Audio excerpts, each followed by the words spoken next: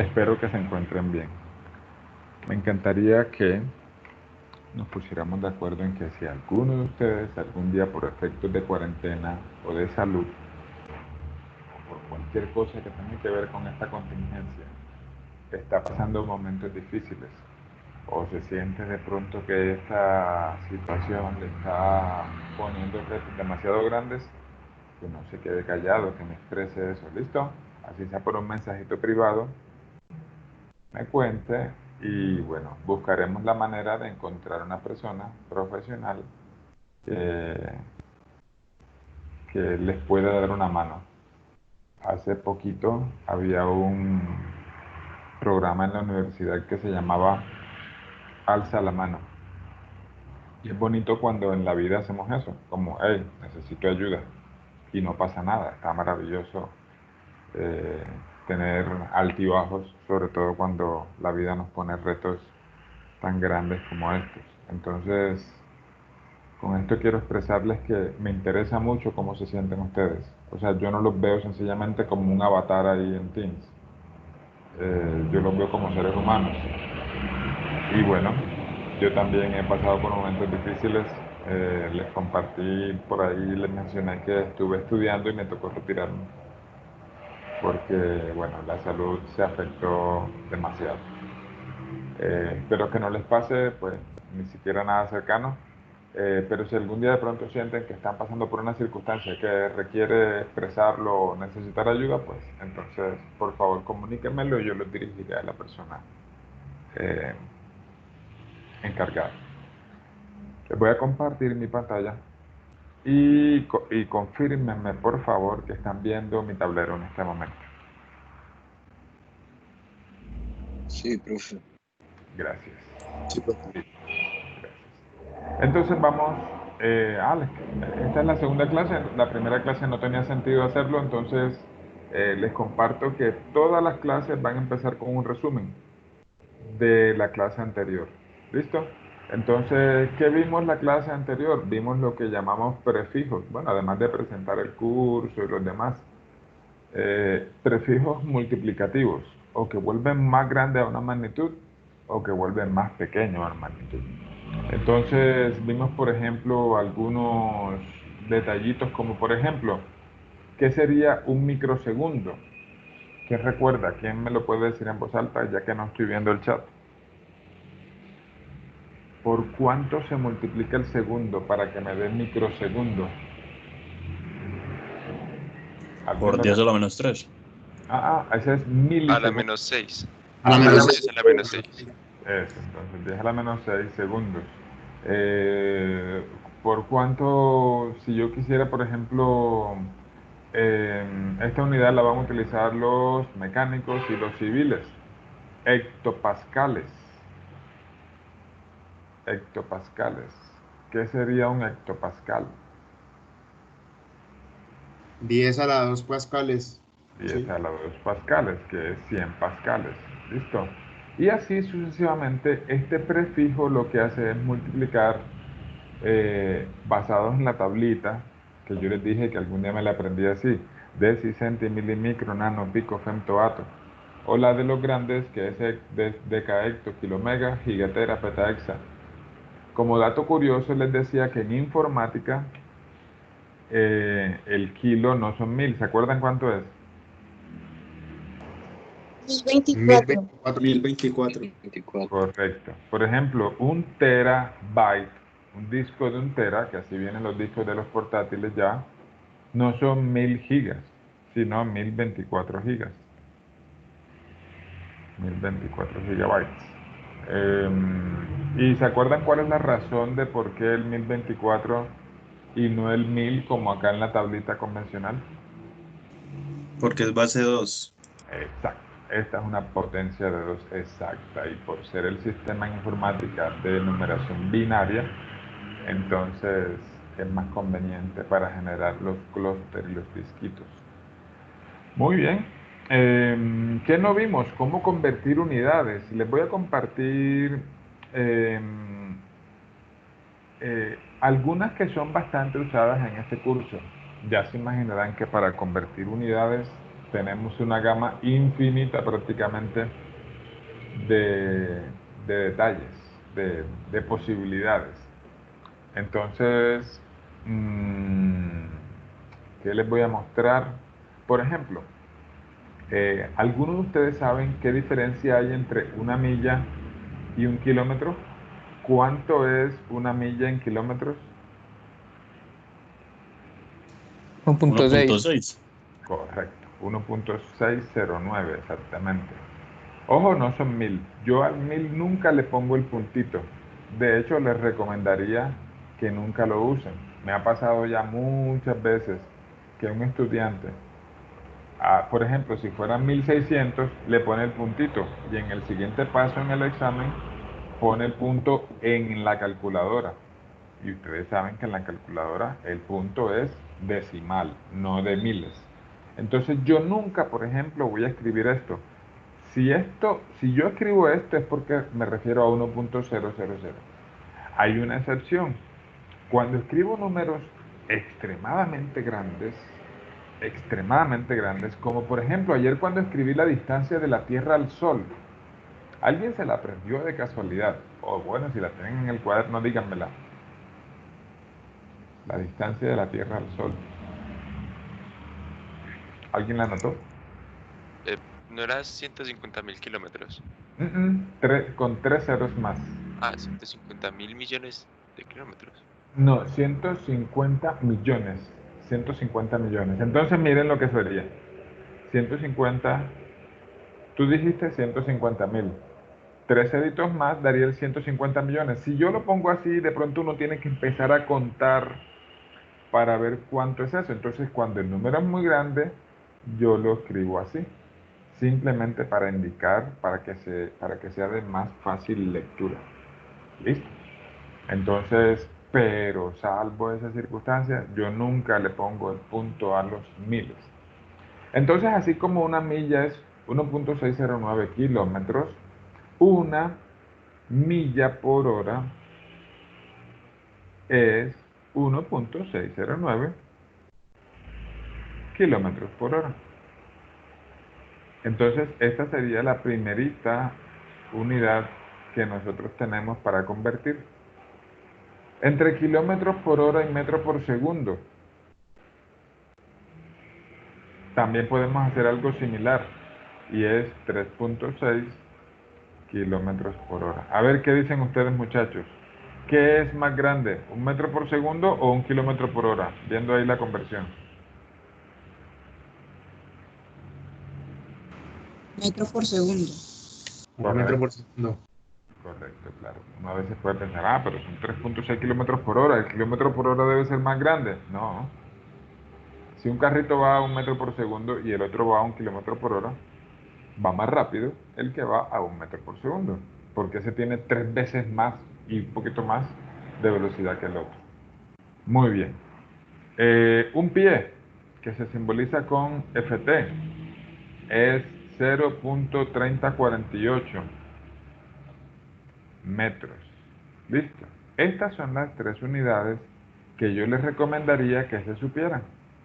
¿Por qué? Porque, bueno, las van a ver con bastante frecuencia en los ejercicios, en los problemas que vamos a hacer durante la clase.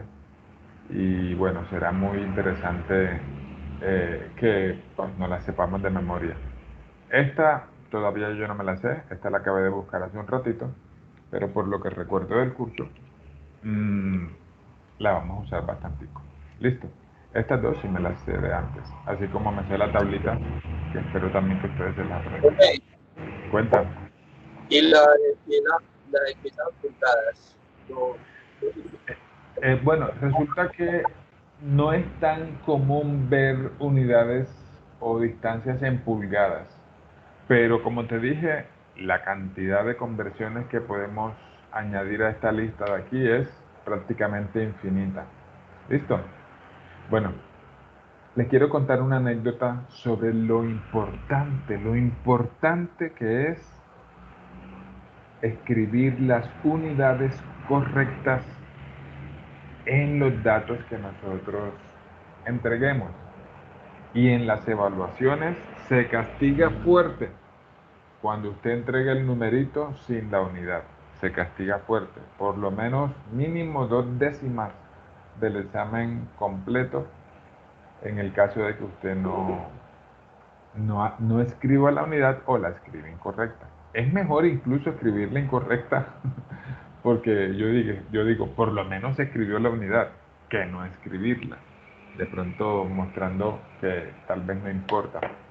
Les voy a contar una anécdota y esto sucedió cuando el Boeing 777 salió de su fábrica de Boeing.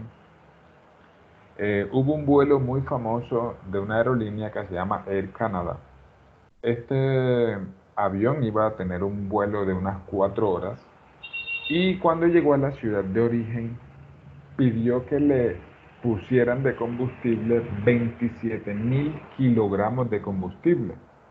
El operario del combustible presiona en su máquina 27.000, enter y ¡prum! Le pone la pistola ahí de abastecimiento al avión y dejó que ese avión se llenara.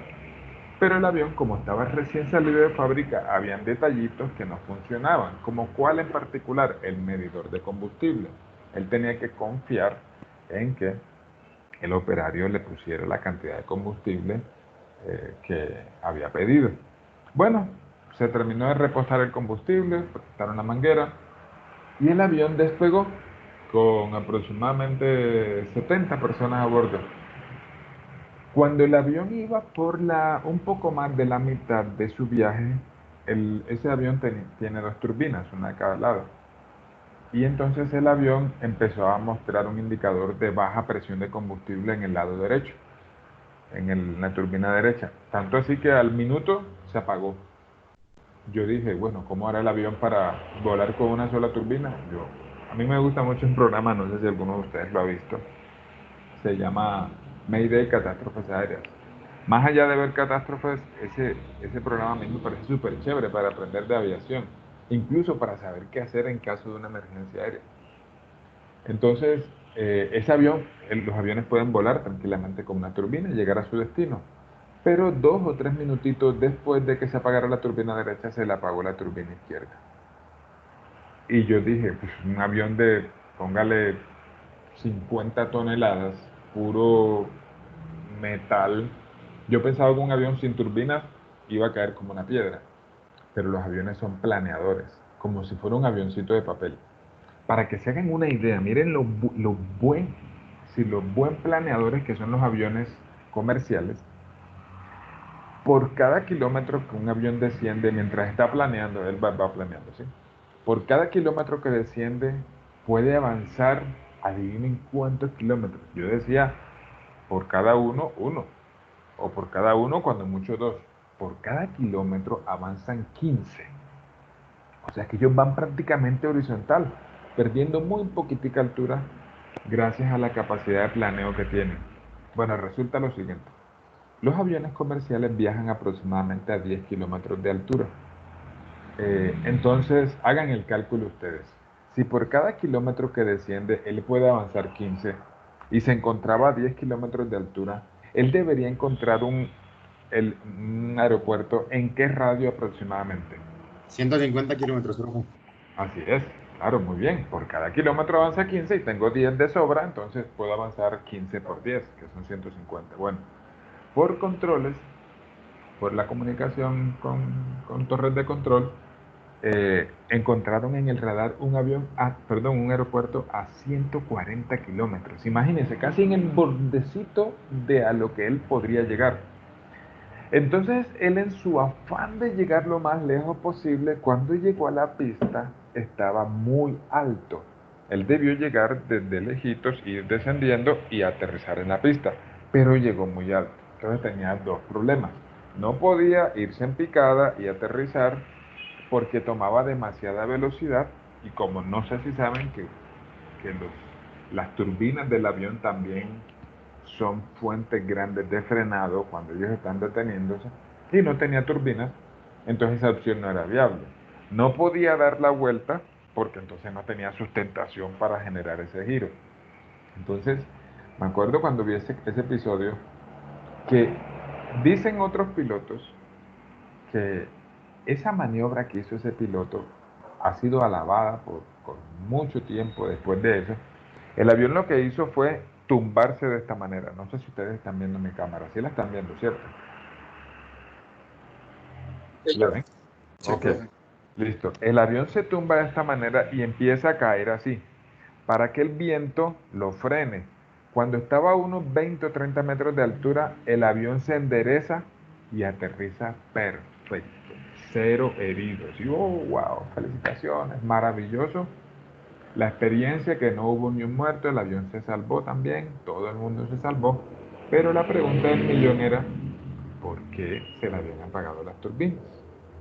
Bueno, hicieron una investigación gigante, larguísima, y adivinen cuál fue la razón que encontraron. La máquina que el operario de combustible usó, estaba en libras, no en kilogramos. Entonces ya se imaginarán qué sucedió. Pues el piloto pide 27.000 kilogramos de combustible, le echan 27.000 libras, echan prácticamente la mitad.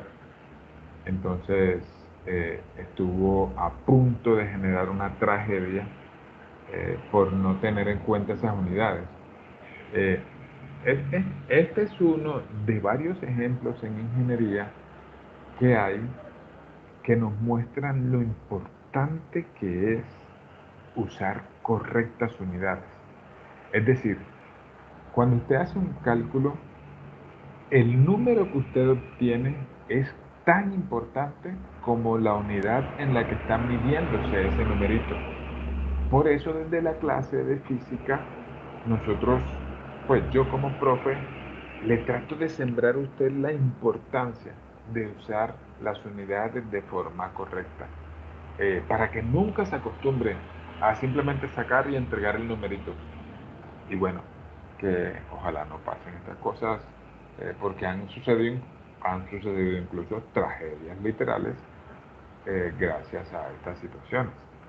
Recuerdo un transbordador espacial que se explotó porque en Europa diseñaron una pieza, y en Europa la diseñaron en centímetros, y en Estados Unidos sus componentes adicionales la diseñaron en pulgadas. Generó cierta fricción, eh, y cuando estaba el cohete elevándose, pues se explotó.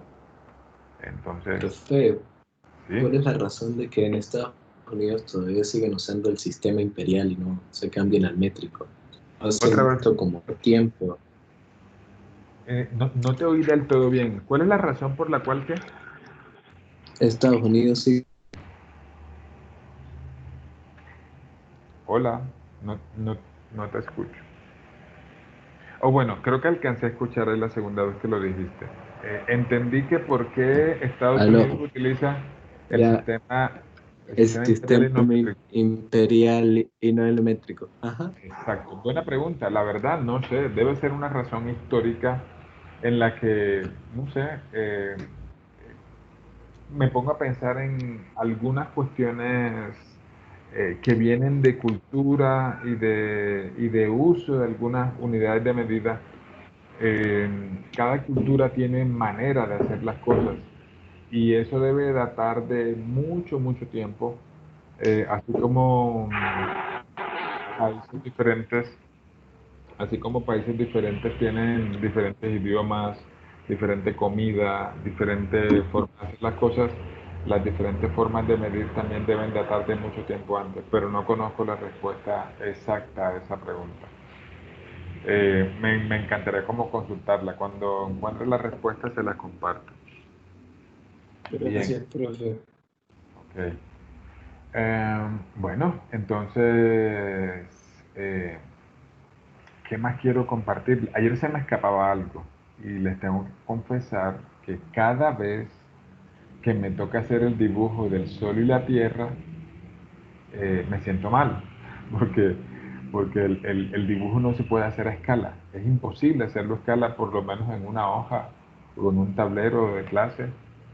Vamos a hacer, les voy a mostrar por qué. Imagínense que yo dibujo el sol así de grande. ¿Listo? Entonces, y yo me quiero preguntar, ¿qué tan grande debo dibujar la Tierra si el Sol lo dibuja así? Bueno, vamos a hacer una cuenta aquí burda, así como muy groserita, muy por encima.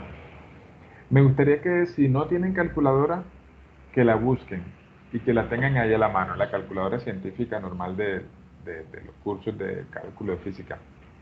Entonces, eh, supongamos que yo aquí tengo, no sé, ¿cuánto medirá esta distancia? En mi pantalla, en la pantalla de mi computador, mide aproximadamente 2 centímetros. Listo. Entonces vamos a ver qué escala debería usar para dibujar algunas otras cositas.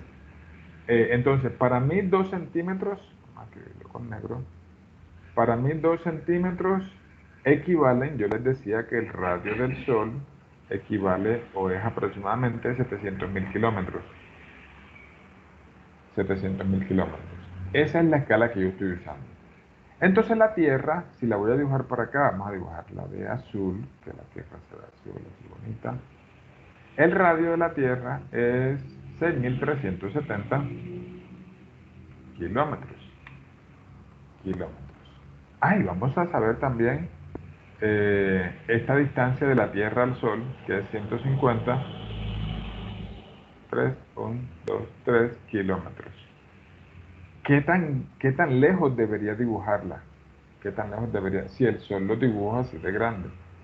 Listo, entonces vamos a empezar calculando qué tan grande debería ser la Tierra. Si 2 centímetros equivalen a 700.000 kilómetros, ¿cuántos centímetros, que ese debería ser el tamaño al que yo dibuje la Tierra, equivale a los 6.370 kilómetros? Vamos a dibujar una regla de 3, ¿verdad? Entonces sería, ¿me ayudan con este cálculo, por favor? 6.370 por 2 dividido 700.000. Profe, eso da 0.0182. 0.018 centímetros, ¿cierto? 0.018. Y ahora hagamos la conversión de la distancia Tierra-Sol. 2 centímetros son 700.000 kilómetros. Entonces, 150 millones, ¿cuánto es? ¿Cuánto es acá? Cuando lo tengan me dicen, por favor. Profe, 428.57. Ok, gracias. 428. A ver, yo la clase no la tengo escrita. Estos cálculos yo se los pido a ustedes y me gustaría que si alguno lo confirma, me dice, sí, profe, da eso. Y si alguno nota que hay un error, Sí, entonces está me lo bien, dice. ¿Cómo? está bien. Ok, gracias. Entonces son aproximadamente 428 centímetros. Miren esto, o sea, esto es dramáticamente lejos de lo que nosotros podríamos dibujar en un cuaderno o en un tablero. El tamaño de la Tierra debería ser 0.01 centímetros. 0.01. ¿Eso cuánto es? O sea, ¿qué tan grande es eso? Eh, si lo quiero pasar a milímetros, eso es 0.1 milímetros. O sea, con el lápiz óptico este que yo tengo, hacer un punto, ese puntico que yo hice aquí, no sé si lo ven aquí, ahí está el puntico, ese punto tal vez tenga 1 milímetro. Pero eso sería, a ver si estoy correcto, ¿verdad? 0.01 centímetros es 0.1 milímetros, así es, ¿verdad? Ok, yo creo que sí. O sea, ese puntito que yo dibujé ahí es 10 veces más grande que la Tierra dibujada a escala al lado de este señor Sol. Por eso les decía que no se puede, ¿verdad? O sea, les decía que me siento mal cada vez que me toca dibujar a escala. Entonces yo hago la salvedad. Este dibujo está lejos de ser a escala. Pero no solamente el tamaño de la Tierra, sino también lo lejos. 428 centímetros, ¿cuánto es? 428 centímetros, si lo quiero pasar a una unidad más como entendible, medible, eso es 4.28 metros. Imagínense en mi pantallita que si acaso me dirá, ¿cuánto? 40 centímetros. Ahora imagínense, si yo quiero dibujar la Tierra escala, no solamente en tamaño, sino en distancia del Sol, eso debería quedar aquí entre el Sol y la Tierra unos 4 metros. Me refiero a la escala que estoy utilizando en mi papel. 4 metros. Y por eso ayer les decía, muchachos, que el volumen más grande en nuestro sistema solar a nivel macroscópico lo compone el vacío. No hay de otra, es el vacío. La masa que hay en el espacio total que tenemos nosotros en el sistema solar es vacío. Y bueno, ya sabemos que a nivel subatómico, o atómico más bien, la relación se sigue cumpliendo también. Por eso les decía ayer una frasecita por ahí, de que la materia es vacía, es más vacía que materia. Si algún día alguien le dice a una persona, tú eres una persona vacía, hablando estrictamente, es real, no tendría por qué molestarse nadie porque le digan que es una persona vacía, por lo menos en sentido literalmente hablando de sus átomos. Entonces, a mí me encanta la astronomía, les confieso, me fascina. Y cada vez que puedo compartir aquí en la clase un datico de astronomía, yo lo voy a hacer. Por ejemplo, eso sucede a nivel del sistema solar, pero si nosotros tratamos de hacer más grande la situación y pensamos en nuestro Sol y en la estrella más cercana a nuestro Sol se llama Próxima Centauri.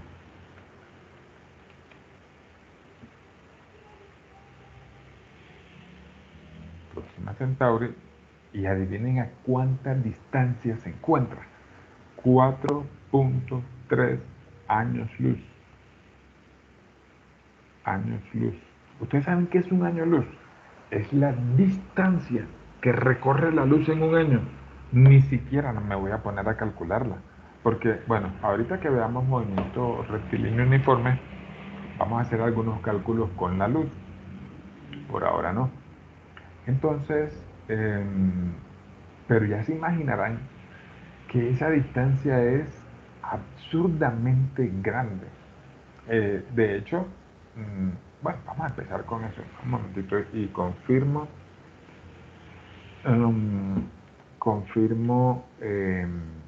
Sí, es 4.3 años luz. O sea que sí. 76.000 años. ¿Cómo? 76.000 años. 76.000 años, ¿qué? Tarda en llegar. No, tarda en llegar 4.3 años, si fuera un haz de luz. ¿O lo estás calculando con qué velocidad? No, pues supuestamente aquí está en años normal, pues lo que tardaría en llegar. ¿Pero tardaría en llegar qué o quién? Una persona normal, pues. Ah, ya, dependiendo de a qué velocidad vaya, sí, entiendo. ¿Y con qué velocidad lo calculaste? ¿Con qué velocidad lo calculaste? No he calculado nada, solamente estaba viendo aquí en internet, no lo he calculado. Entiendo, gracias. Ahorita cuando lleguemos entonces a movimiento rectilíneo hacemos algunos cálculos. Y por ejemplo, no sé si ustedes estuvieron pendientes del lanzamiento de SpaceX del Falcon 9. Y no sé si saben por qué fue tan importante ese lanzamiento. Porque este hombre, Elon Musk, el que está a la cabeza de esa empresa, su meta es primero hacer viajes espaciales, que tú puedas pagar 15 millones de dólares si tienes el dinero y puedes ir a hacer un viaje de paseo a la luna o un paseo al espacio. Entonces, pero el siguiente paso es volver a la luna y el siguiente paso es ir a Marte, la meta de colonizar Marte. Marte se encuentra a 5 minutos luz de la Tierra, para que se hagan una idea, y Marte queda en su zona más cercana. Y Marte se encuentra extremadamente cerca de la Tierra, extremadamente cerca. Ahora imagínense esta estrellita, 4.3 años luz. ¿Y qué hay ahí entre este espacio? Así, permítame tachar esto. ¿Qué hay aquí? Nada, hay vacío. O sea que incluso a a nivel estelar, entonces la materia sigue siendo más vacía. Y estas son solamente 2 estrellitas de nuestra Vía Láctea. Nuestra Vía Láctea es como una espiral. Y si quieres ubicarte en la Vía Láctea, desde el centro, si tú dividieras la distancia en 4, nuestro sistema solar se encontraría en las 3/4 partes del extremo. O sea, se encontraría aquí. Y si yo dibujo ese punto rojito, no sé si lo ven, tú miras el cielo en la noche. Todas las estrellas que ves en la noche están en ese punto rojito. O sea, tú no ves las estrellas que están en el resto de la Vía Láctea. Ves solamente las que están ahí en tu vecindad. Si nosotros pudiéramos contarlas, serían aproximadamente 3000 estrellas las que pudiéramos contar. Y todas esas estarían en ese puntico. Entonces noten, los planetas giran alrededor del Sol, pero el Sol también está girando. Y todas las demás estrellas también están girando. ¿Qué sospechan ustedes? Pues deberíamos sospechar que aquí en el centro debe haber algo. ¿Sabían ustedes que hay? Lo voy a Agujero dibujar. negro. Así es, lo voy a dibujar a propósito negro. Pero lo llamamos un agujero negro supermasivo. De hecho, le pusimos nombre ya, los que nos gusta la cosmología. Se llama Sagitario A. Imagínense cómo debe ser de grande ese monstruo que 150.000 millones de estrellas giran en torno a él. Uf, yo me sobrecojo ante tanta monstruosidad que vemos en nuestro cosmos. Bueno, y eso es solamente una pequeña galaxia que es la de nosotros, la Vía Láctea, la Milky Way.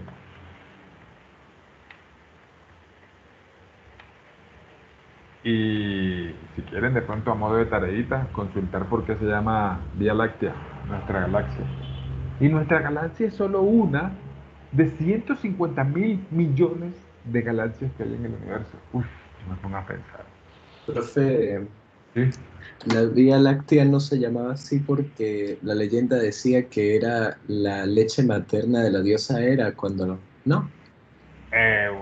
Tiene que ver con leche, por supuesto. Y es más sencillo que eso, tal vez. Miren, por ejemplo, si nosotros viéramos la Vía Láctea, de hecho, la voy a buscar aquí. Ustedes deben estar en este momento viendo mi Google. Bueno, obviamente no hay fotos de la Vía Láctea, pero sí hay fotos de una galaxia hermanita de la Vía Láctea que se llama Andrómeda. Bueno, aquí tenemos una. Si quieren, enfóquense a la derecha. Esta es la galaxia Andrómeda. ¿Listo? Ustedes ven el puntero de mi mouse. Aquí yo señalando la galaxia. Sí, profe. Ok, gracias. Entonces, esta es la galaxia. Este es el centro de la galaxia, aquí en toda la mitad. Si se dan cuenta, eso parece un polvito, pero no es más que una concentración extremada y absurdamente gigante de estrellas. Es que 150.000 millones de estrellas, ese número no nos cabe en la cabeza. Mire, una vez yo leía una comparación. Si quieren hacerse una idea de qué es 150.000 millones, imagínense que cada una de esas estrellas que tiene Andrómeda o la Vía Láctea, que es una galaxia hermanita, así similar, gemelita, cada foto cada estrella de esa galaxia tuviera una foto y hubiera una enciclopedia con todas las fotos de la galaxia. Imagínense esto, si yo pasara, algún día imagínense que usted entra a esa biblioteca que tiene ese montón de tomos con todas las fotos de la galaxia y usted empieza a pasar una por una, y supongamos que usted pase a razón de una por segundo. Listo, paso una, paso la otra, y en algún momento pasará el Sol, ¿cierto? En otro momento pasará Próxima Centauri y así. ¿Cuánto se demoraría viendo cuánto se demoraría viendo todas las fotos de las estrellas de la galaxia, viéndolas a razón de una por segundo? se demoraría sin parar 24 horas al día, 7 días a la semana, 365 días al año, se demoraría aproximadamente 3000 años. O sea, con esto que les quiero decir, muchachos, que el número de estrellas que tiene una galaxia es un número bestialmente gigante. Nuestro cerebro no está acostumbrado a manejar cifras tan gigantes. No podemos en este momento. O por lo menos yo no puedo. Con esto que les quiero decir, que esto, ahora sí enfóquense otra vez en la imagen que les mostré acá. Esto que está aquí parece polvo, pero en realidad es una concentración bestialmente grande de estrellas. Me voy a traer esta foto para acá y les voy ahora sí a mostrar algo. Y con esto les respondo la pregunta que me habían hecho, o que yo había hecho más bien. Entonces, imagínense que esta es la galaxia. Esta es Andrómeda, pero puede ser también la Vía Láctea. Entonces, si yo separara, o si yo dividiera desde el centro hasta el extremo, la distancia en 4, nuestro sistema solar estaría aquí. ¿Viste? Estaría aquí. ¿Qué sucede? Hacia donde tú mires, verás estrellas. Si ves para allá, ves estrellas. Si ves para allá, ves estrellas. Claro, donde yo me pare en la noche, veo estrellas. Pero noten lo siguiente, muchachos. Si yo mirara hacia el centro de la galaxia, yo debería ver esta nubecita. Se ve efectivamente como una pequeña nube. Y es como una mancha. Aquí en Medellín es imposible, tristemente, porque vivimos en una ciudad muy iluminada. Pero si algún día vas a una finca por fuera, o a un pueblito, o si algún día se va la luz, y tú miras al cielo y se ve el cielo estrellado, es posible que al concentrarte logres ver una manchita. Vamos a buscarla aquí, y adivina qué será. Será el centro de la Vía Láctea. En internet hay fotos.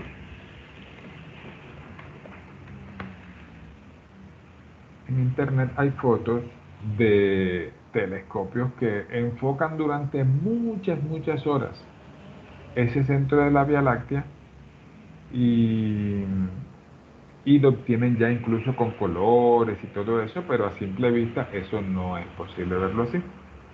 Es esto aproximadamente que está acá. ¿Listo?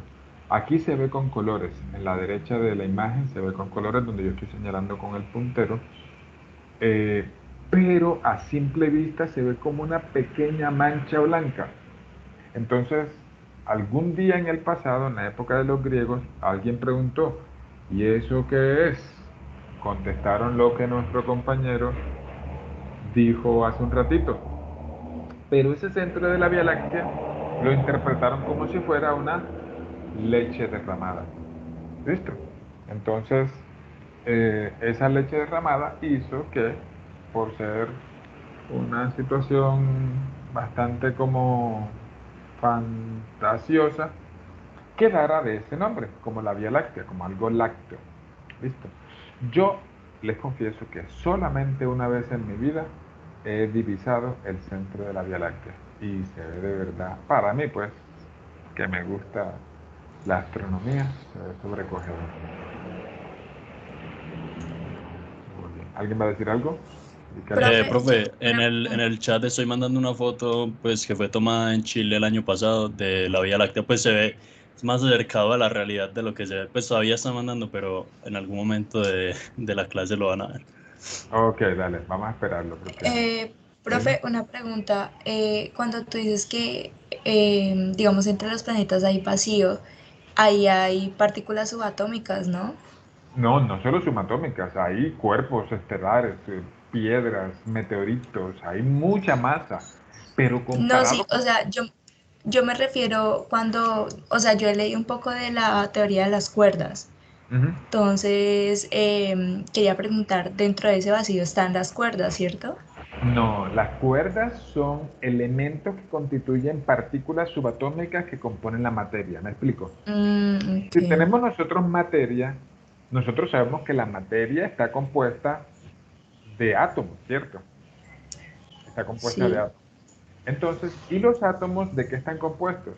De protones, neutrones y electrones, ¿sí? sí, señor. Resulta que los protones, neutrones y electrones están Tienen, compuestos de quarks, ¿sí? Dos clases de quarks. Hay dos clases de quarks, quark down y quark up. Dependiendo de las combinaciones que hayan, forman o electrones o protones o neutrones. Pero esa teoría dice que los quarks son no más que hilos vibrantes o cuerdas vibrantes. sí. Entonces, las cuerdecitas están donde hayan quarks y los quarks están donde hayan partículas subatómicas y las partículas subatómicas están donde hayan átomos. Los átomos están donde haya masa. Entonces, tú, yo, los meteoritos, el Sol, el planeta, todo está compuesto en teoría de quarks y según la teoría de cuerdas, a nivel más interno, está compuestecito de cuerdas.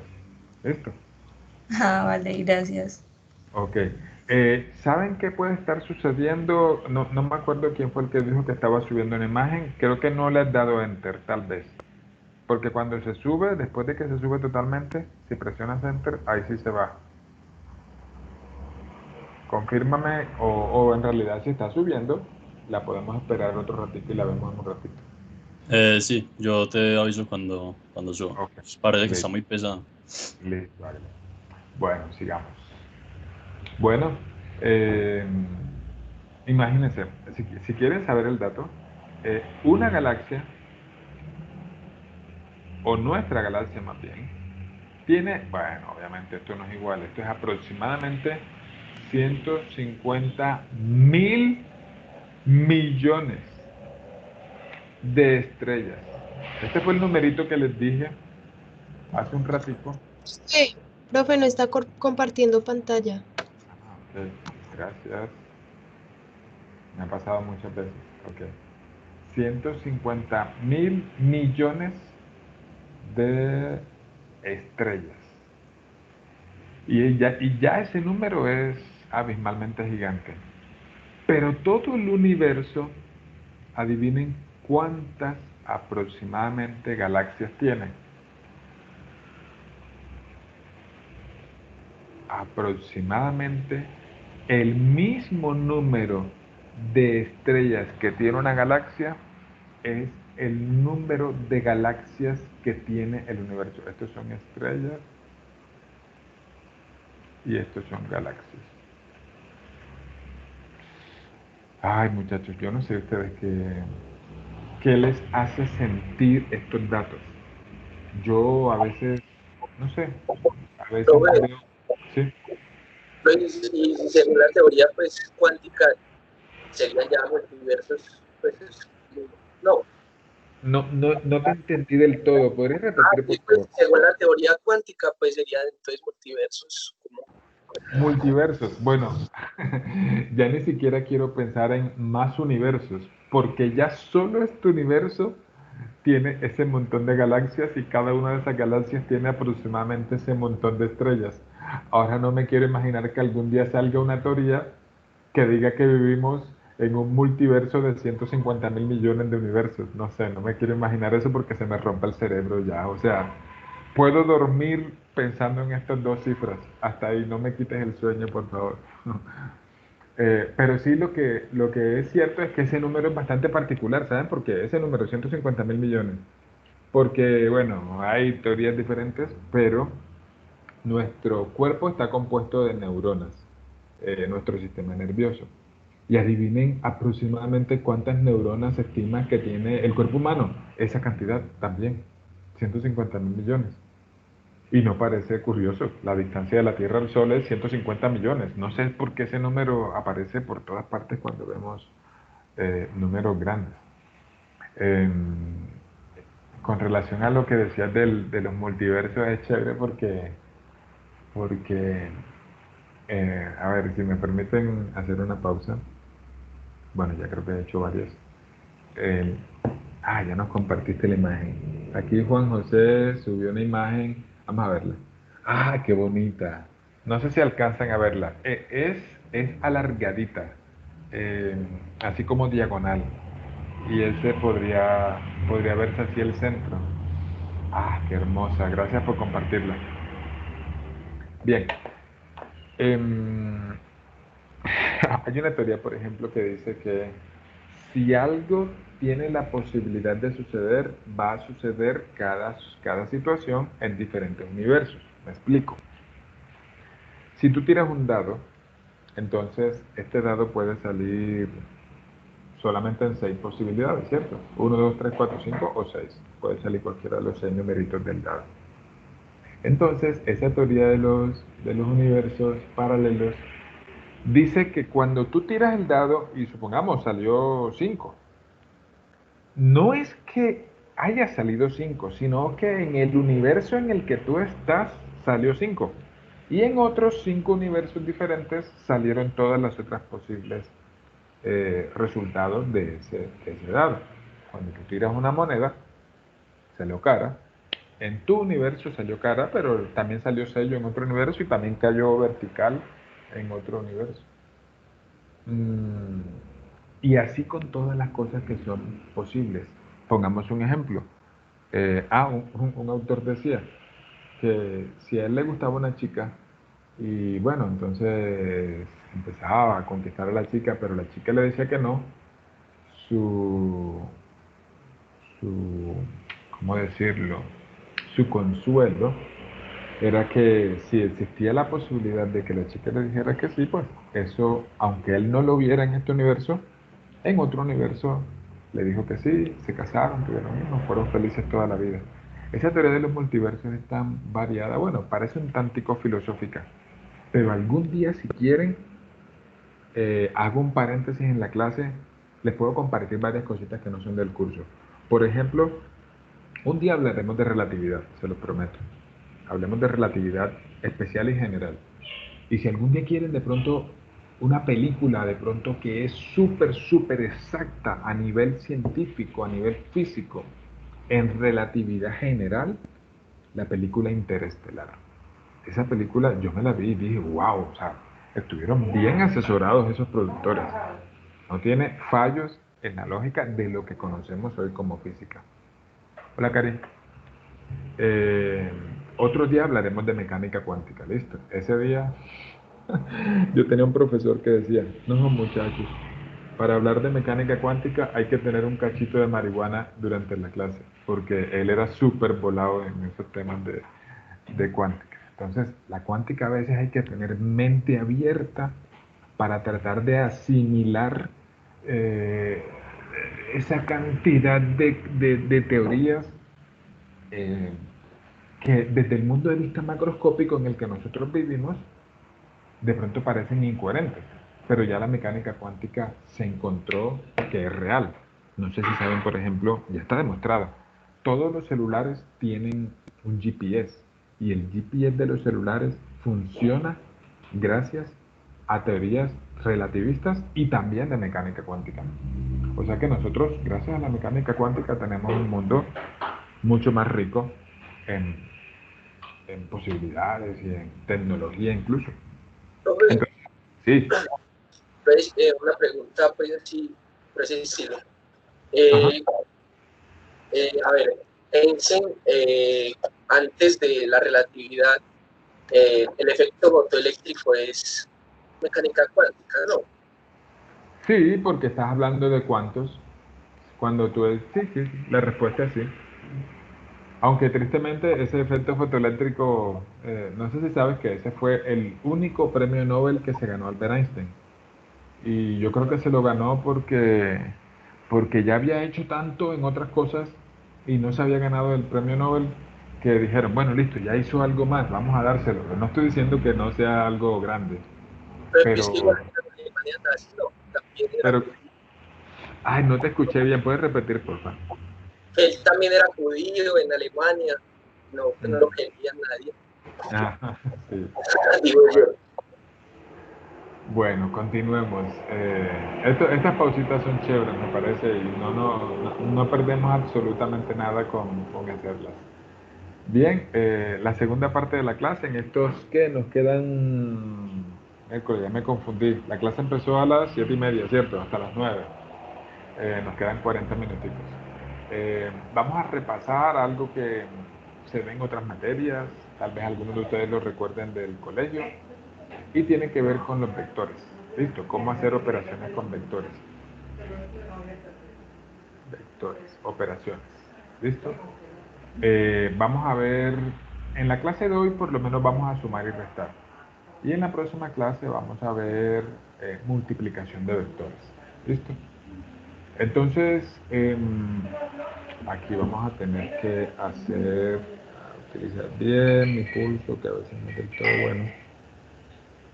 Si nosotros queremos hacer sumas y restas de vectores, entonces nosotros recurrimos a un método que se llama método analítico o método de las componentes rectangulares. Supongamos que nosotros queremos sumar este vector de aquí, que tiene 60 grados con la horizontal y tiene 5 unidades de lo que sea. Pueden ser 5 newtons, pueden ser 5 pascales, pueden ser 5 lo que sea. Y tenemos por acá otro vectorcito que tiene un ángulo con la vertical de 70 grados y tiene 6 unidades. ¿Listo? A este lo vamos a llamar vector A, ¿sí? Vector A, y a este vector B. Hay dos notaciones para vectores, muchachos. Vamos a ver la notación que vamos a usar nosotros. Es una notación científica, la que van a utilizar, la que van a encontrar muchas veces en artículos de investigación, y es la siguiente. Convencionalmente esto es vector A y esto es magnitud del vector A, ¿cierto? Así tal vez la han visto antes. Yo voy a utilizar la notación siguiente. El vector A le pongo una doble rayita. Esto es vector B, esto es vector C, esto es vector D. Como si hiciera la letra en negrita, en negrilla. Pero para no hacer el rayón este así, quedarme ahí dándole rayas, simplemente le hago una doble línea. ¿Listo? Entonces, esta es mi notación, la que yo voy a utilizar en este curso. Y la magnitud del vector A sencillamente es la letra flaquita, la letra sin negrita o sin la línea doble. ¿Listo? Entonces, aquí la puse A, pero este A también es así. ¿Listo? Y este B también es así. Pueden ser mayúsculas o minúsculas, no importa. Muy bien. Entonces, ¿cómo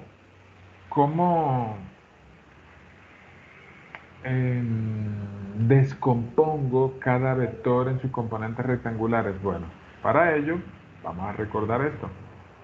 Si tú quieres sacar el cateto adyacente de un vector, utilizas la función trigonométrica coseno. Y si quieres utilizar o calcular el cateto opuesto, utilizas seno, ¿cierto? Entonces, supongamos que tenemos aquí un vector cualquiera. Vamos a llamarlo P. Listo. Y tú quieres sacar esta componente aquí, que le llamamos Px, que no es un vector, sino un escalar. Y esta componente aquí que se llama Py. Listo. Y esto es θ. Tal vez recuerden que el vector P lo puedo descomponer así. Px como P por coseno de θ y Py como P por seno de θ. Listo, muchachos. Lo que les dije ayer es real. Cualquier cosita mínima o grande que quieran preguntar, siéntanse totalmente libres. ¿Listo? Ojo, este ángulo tengo que tener en cuenta de que el X es con coseno y el Y es con seno, pero ojo, eso solo se cumple cuando el ángulo que se forma es con respecto al eje X. ¿Listo? Ya vamos a ver una pequeña diferencia. Entonces ahora sí vamos a sumar esos dos vectores. Vamos a hacer A más B, y por acá en un ratico vamos a hacer A menos B. ¿Listo? Entonces, ¿qué vamos a hacer primero? El vector A lo vamos a descomponer. Entonces hallamos a X y a Y. Entonces, si yo hiciera la descomposición, a X sería esto y a Y sería esto, ¿cierto? Entonces, si se dan cuenta, a Y es el cateto opuesto del ángulo de 60. El cateto opuesto es con seno, ¿cierto? Y el cateto adyacente es con coseno. Entonces, AX sería A por coseno del ángulo. Vamos a escribir ya lo que vale A, que son 5 por coseno de 60. Y esto es 5 por seno de 60.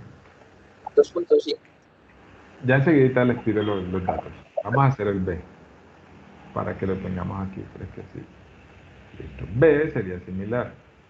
BX, ojo. Vamos a calcular y ya les digo lo de los signos. Entonces, si yo quisiera hacer la descomposición, esto es BX, ¿cierto? ¿Cierto? La componente horizontal. Pero tengo que tener en cuenta que esa componente horizontal es el cateto opuesto de este ángulo de 70. Como es el cateto opuesto es con seno. ¿Listo? Entonces sería 6 seno de 70. Análogamente, BX es esto de aquí. ¿Listo? BX es esto de aquí, que es el cateto adyacente. Perdón, me equivoqué. Dije BX y es BY. BY sería 6 por coseno de 70. Y ahora que hay que tener en cuenta, muchachos, que en el plano cartesiano, esta X es positiva y esta X es negativa. La X negativa para la izquierda y la Y es similar. Y para arriba positiva, Y para abajo negativa. Entonces, pregunto, de esas cuatro componentes, AX, AY, BX y BY, ¿alguna es negativa? La respuesta es sí. Tanto BX, porque va para la izquierda, como BY, que va para abajo, ¿cierto? Entonces, conscientemente, yo debo añadirle aquí el signo negativo a ambas componentes. ¿Listo? Entonces, después de que ya yo tenga lo que vale a X, a Y, X y Y, entonces voy a hallar la resultante en X y la resultante en Y.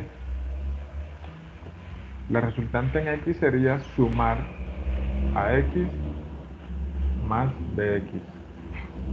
Y la resultante en Y sería sumar a Y más BY. Bueno, les voy a dar 2 minutitos para que hagan los 4 cálculos y las 2 sumas. Me voy a parar un momentico y no los voy a escuchar. Voy a buscar mi calculadora. ¿Qué se quemó?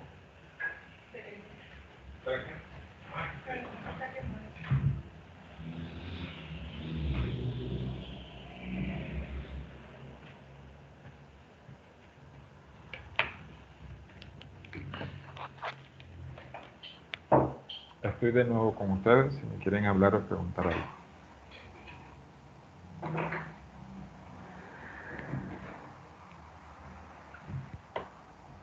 Listo, entonces esto es 2.5.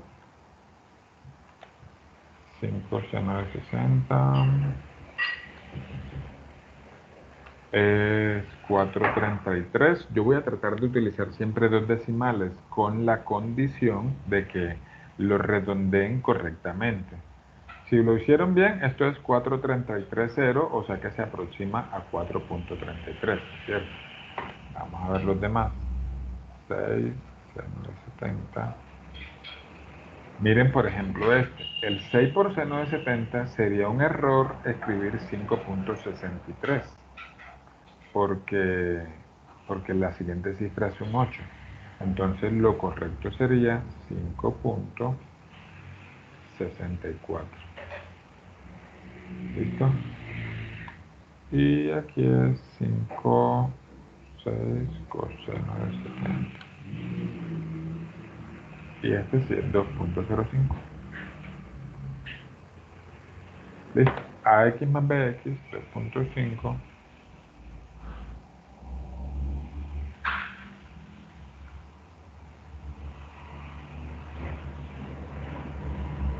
¿cuánto les dio Rx? ¿Quién lo tiene? Menos 3.14. Perfecto. Y 4.23 menos 0.5. Y RY, 2.28. correcto. 2.28. Listo. Hay una forma de escribir vectores basados en componentes rectangulares. Este A, noten que tiene una inclinación y está en el primer cuadrante. Yo puedo escribir, si quiero, para que lo tengan presente, porque lo van a ver muchas veces por ahí, el vector A como 2.5 y con un gorrito más 4.33 J con un gorrito. ¿Listo? El vector B lo puedo escribir también análogamente como menos 5.64 y menos 2.05 J. Y lo que estoy diciendo es que el vector A, este numerito que me indica que tiene 2.5 unidades en el eje X y 4.33 unidades en el eje J o en el eje Y. Y lo mismo para B. ¿Listo? El vector resultante también lo puedo escribir así si quiero. Simplemente les estoy diciendo que hay una forma alternativa de escribir los vectores por medio de componentes rectangulares. Listo. Y esto dio positivo, sí. Más 2.28J. ¿Listo?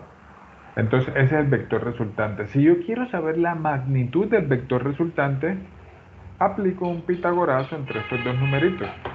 ¿Listo? La magnitud R. Si se dan cuenta la diferencia, estoy tratando de ser juicioso. ¿Cuándo es el vector R y cuándo es magnitud del vector R? ¿Listo? Acá también. Este es el vector A. Las componentes no son vectores.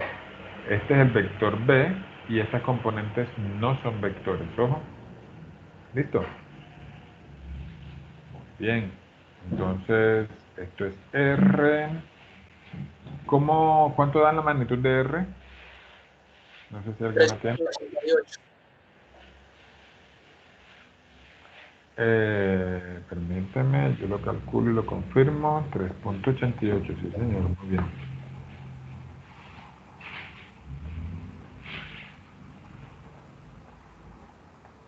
.88, como todos estaban en unidades, quedará en unidades. Ahora bien, ¿cómo puedo comprobar geométricamente que esa suma está bien hecha? Imagínense que yo tengo esos dos vectores, estos dos vectores de acá arriba. ¿Listo? Estos dos vectores de aquí. ¿Listo? Si yo los quiero sumar analíticamente, debería poner la cola del segundo en la cabeza del primero. ¿Cómo así? Bueno, noten lo siguiente. Este vector voy a escribirlo con negro. Este vector B que apunta hacia el tercer cuadrante, lo puedo poner aquí. ¿Listo? Este es el vector B. Y el resultante, el vector resultante iría desde la cola del primero hasta la cabeza del último. Sería más o menos eso. Veamos si eso corresponde con lo que nosotros obtuvimos. Nosotros obtuvimos un vector que era menos 3 unidades en X más 2 unidades en Y. Ah, sí, tiene como sentido, ¿verdad? Menos 3 unidades en X más 2 unidades en Y. Más 2 unidades en Y. Sí, tiene como sentido. O sea que me parece que el resultado concuerda de manera gráfica con lo que obtuvimos de forma analítica. Espero que me hayan entendido. Si no, pueden preguntar lo que quieran, muchachos. Muy bien. Ahora les dije que íbamos a hacer A menos B. Listo. ¿Cuál es la única diferencia entre hacer A más B y A menos B? ¿Cuál es la única diferencia entre hacer A menos B y A más B y A menos B? Es la operación final. Esta que está aquí. ¿Listo? Entonces, Rx en este caso, y noten que Rx, por ser una componente, la escribo sin la notación vectorial, sería AX menos BX. Sería entonces AX, por acá está, es 2.5, menos, y BX es menos 5.64, menos 5.64. ¿Listo? Y RY análogamente es AY menos BY. Entonces es AY, que es 4.33 menos 2.05. Bueno, háganlo ustedes ahí un momentico mientras yo también lo hago acá. Ese menos por menos queda más. 8.14 y 4.33 más 3.5. ¿Me confirman, por favor, que obtuvieron los mismos resultados que yo?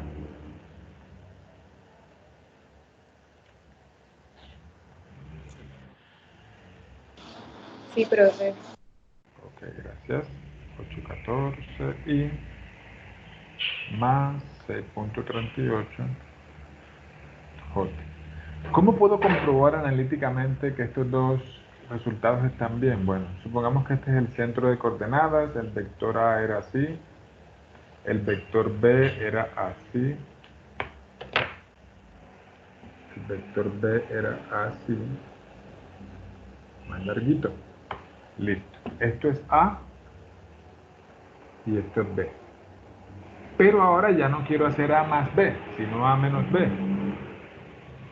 Entonces, al vector B lo debo poner negativo. ¿Cómo es el vector B negativo? El vector B negativo, si el vector B es así como está ahí dibujado, el vector menos B es así. Entonces lo pongo en la cabeza del vector A. Lo debería poner así. Listo. Esto es menos B. Entonces, a ver, espero que no les haya confundido que no había puesto el eje de coordenadas.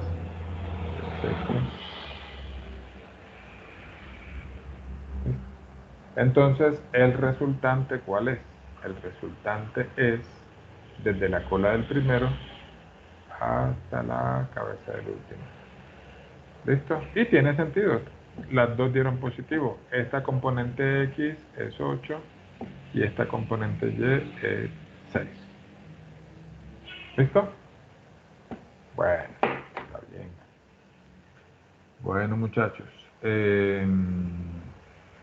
Voy a parar la clase, a parar la grabación. Les voy a decir por qué.